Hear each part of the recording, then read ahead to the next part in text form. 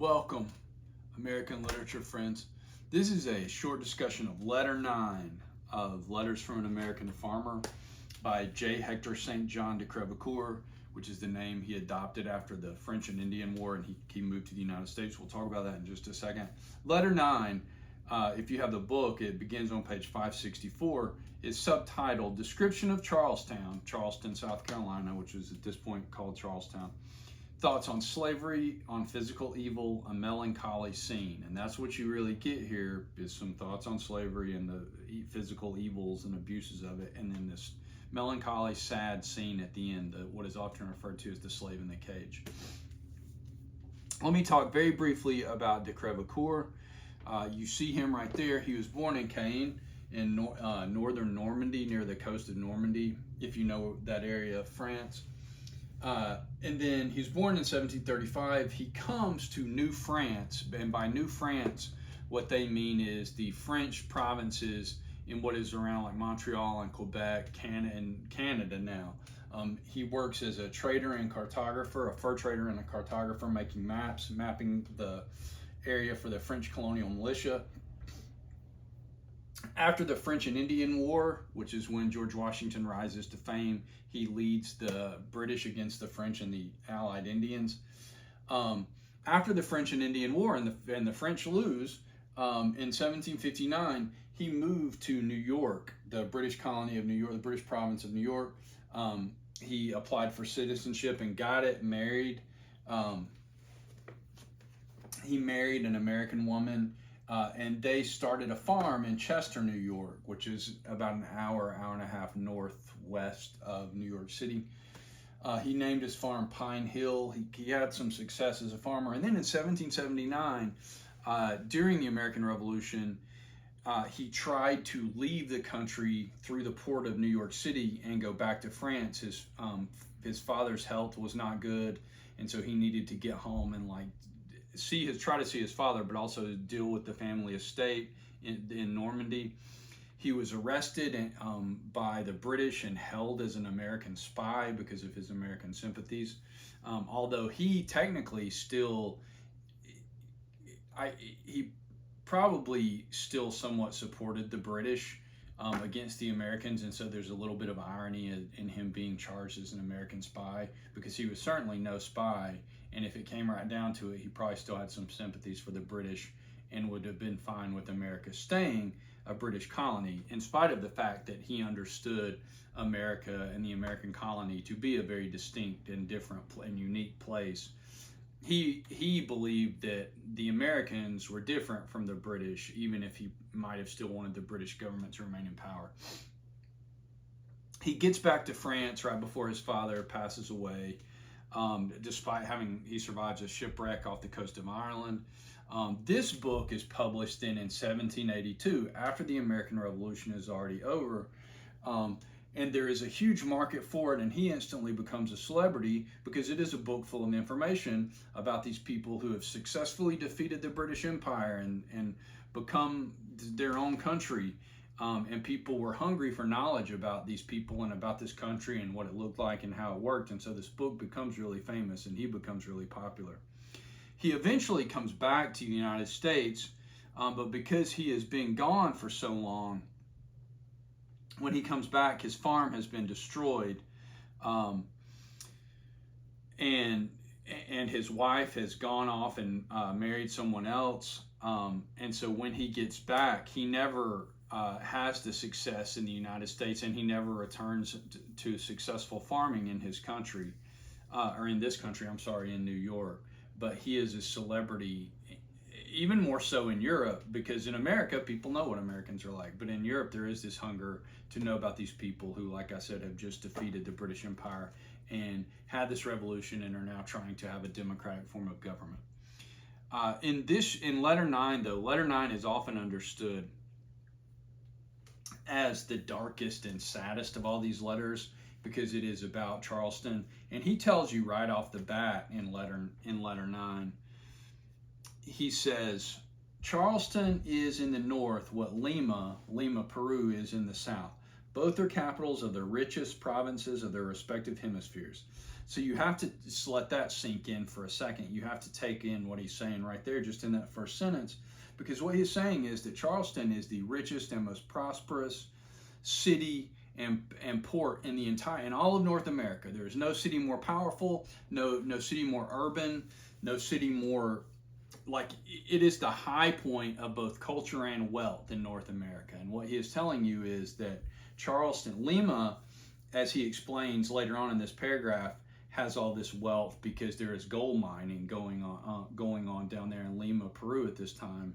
And Charleston is wealthy because of all of the goods that are flowing through there, whether it's indigo or rice or cotton or tobacco. It's because of its location as a port city.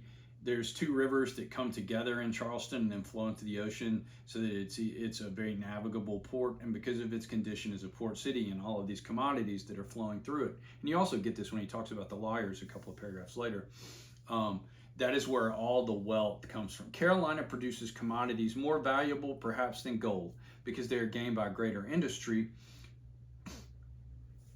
It exhibits also on our northern stage a display of riches and luxury inferior indeed to the former, but far superior to what are seen in our northern towns. And by northern towns, he means like New York City or Boston.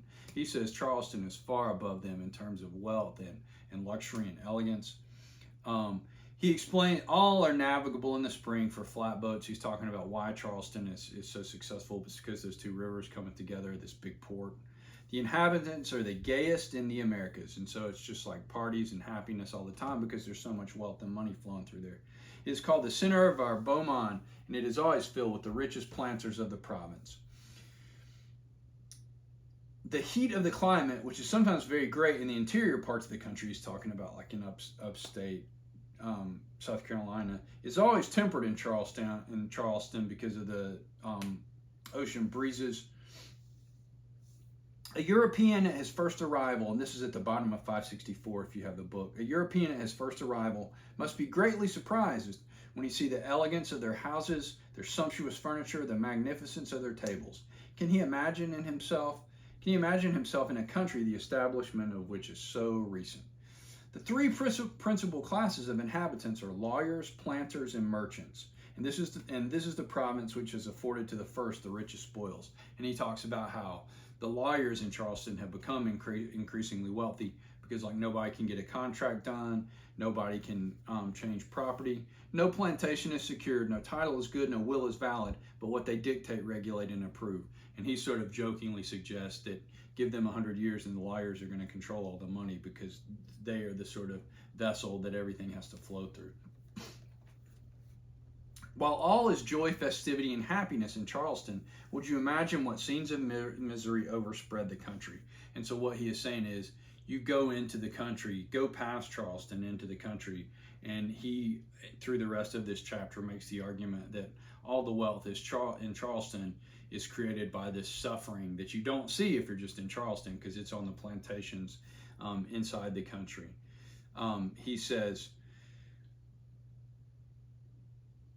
their ears by habit are become deaf, their hearts are hardened, they neither see nor hear nor feel for the woes of their poor slaves, from whose painful labors all their wealth proceeds. And so he's talking about the slaves on the plantations up in the countryside away from Charleston.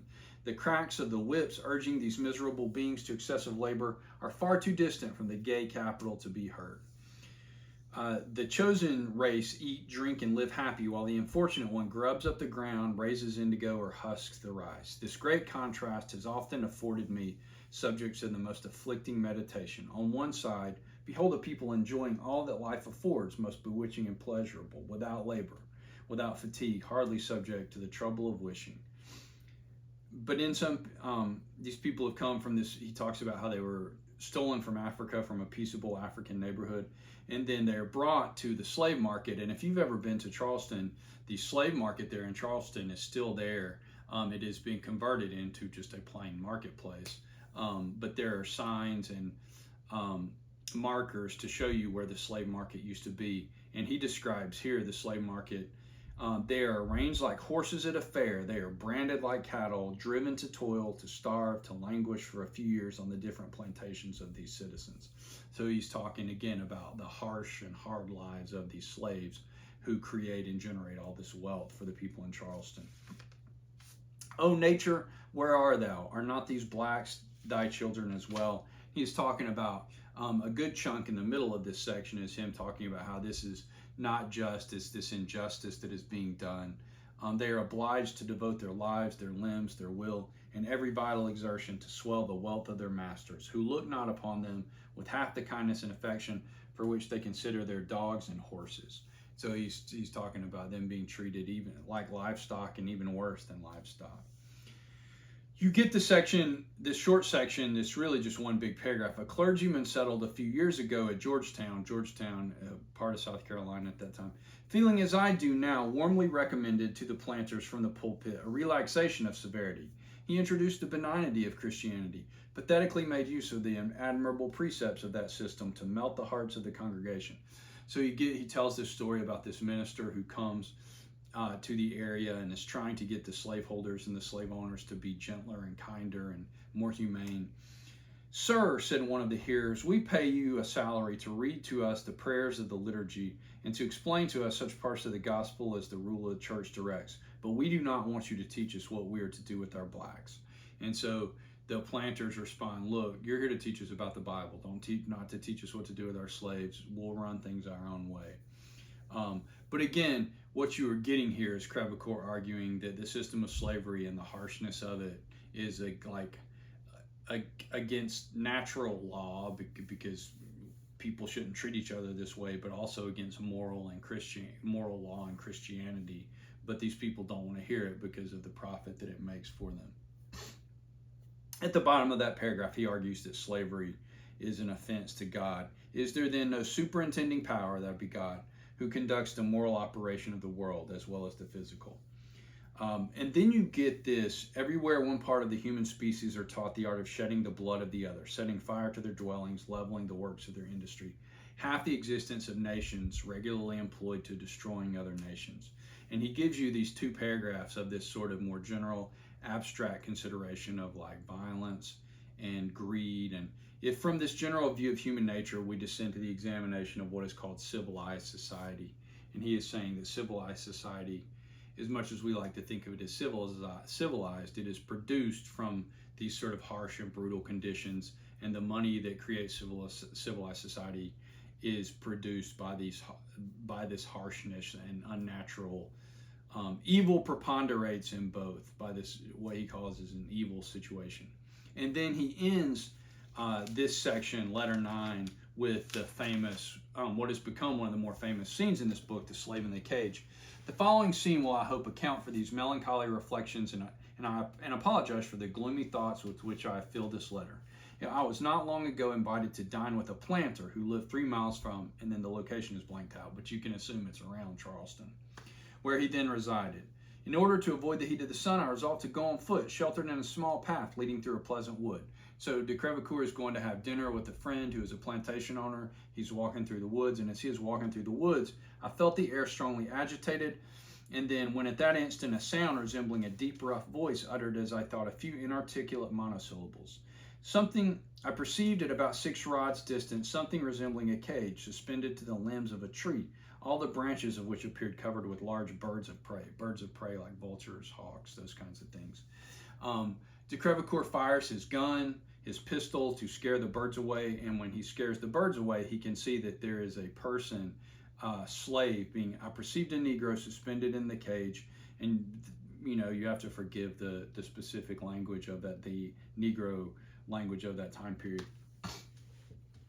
Suspended in the cage and left there to expire. I shudder when I recollect that the birds had already picked out his eyes. His cheekbones were bare. His arms had been attacked in several places. His body covered with a multitude of wounds. And so what you're getting is the birds have already pecked out this person's eyes, and they're just tearing him apart. And as soon as the birds are gone, de Crevecoeur says you get all these insects like ants and bugs swarming all over him, biting him, eager to feed on his mangled flesh and to drink his blood. I trembled. I stood motionless. Had I had a ball in my gun, because he doesn't have a ball now that he's fired the one off, he'd have to put another one in his gun. I certainly should have dispatched him. So de Crevecoeur says if he hadn't already fired off the shot that he had in his gun, he would just kill this person and put them out of their misery. But instead, before he can do that, and he can do that, but finding myself unable to perform so kind an office, I sought, though trembling, to relieve him as well as I could. And the slave that's in the cage asked for water. A shell ready fixed to a pole which had been used presented itself to me. I filled it with water, and with trembling hands I guided it to the quivering lips of the wretched sufferer. And the slave in the cage says, "Thank you, white man, thank you. Put some poison and give it to me." "How long have you been hanging there?" I asked him. 2 days, and me no die. The birds, the birds. I mustered strength enough to walk away and soon reached the house at which I intended to dine. And so de Crevecoeur can't do anything for this guy. He considers putting him out of his misery. He gives him some water. The slave says, ask for poison, and it's like, put me out of my misery, please. And all de Crevecoeur can do is walk away. There I heard that the reason for this slave being thus punished was on account of his having killed the overseer of the plantation. So the slave in the cage got there because he killed one of the overseers, the managers of the plantation, the white managers of the plantation. They told me that the laws of self-preservation rendered such executions necessary and supported the doctrine of slavery with the arguments generally made use of to justify the practice. And so, they get this explanation about why this has to happen. Both this person has to be punished and he has to be made like a public example of, to show the other slaves you can't do this. But of course, de Crevecoeur is disgusted and horrified by this scene and this situation. And for him, it is another sort of support in his notion that if slavery can create situations like this and conditions like this and cause one person to do this to another person, it's evil to him. And he sort of presents this as evidence of the evil of slavery, which it obviously is. Hopefully that guides you through this short little section, and it gives you a little bit of work. What political ideas, it gives you a little bit of evidence, a little bit of work that you can use for what political ideas do you find embedded in de Crevecoeur's seemingly simple narrative of an American farmer. Think especially about the nature of American character, how that relates to his views about slaves. Well, here's the slave part. Immigrants, land, labor, and government. We'll get the rest of that in letter number 3. But this is really the sort of, for him, the dark side, the dark underside. You're in or near the richest town in all of the British colonies, what will become the United States. But all of that wealth is caused by this, is generated by this evil, which he sees some evidence of in the slave in the cage, but also more generally just people suffering and sweating and working so hard to generate this labor, to generate this wealth for these people who don't have to work at all. So hopefully that gives you a little bit that you might use if you want to write this response paper too. Hope this is helpful for you in understanding letter 9, de Crevecoeur's letter 9 from Letters from an American Farmer, and I hope y'all are doing well.